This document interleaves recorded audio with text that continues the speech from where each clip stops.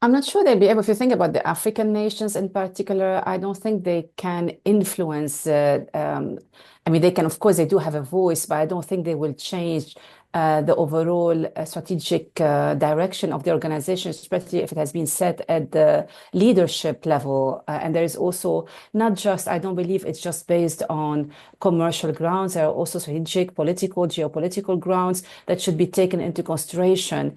And anyway, OPEC Plus and their benefits, the macro perspective of oil markets cannot be held hostage only because of poor management of some countries for their economy or for their squandering the oil revenues. That said, Sean, we have to distinguish between different OPEC Plus members, but let me stick to OPEC countries in particular.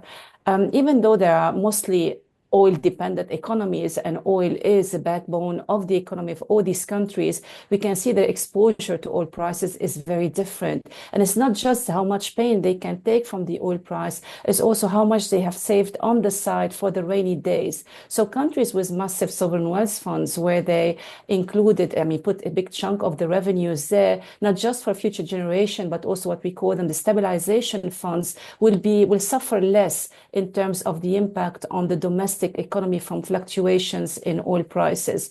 So we have to distinguish between those countries, those who have not just the size of the economy, the size of their expenditures, but also the funding on the side in sovereign wealth fund.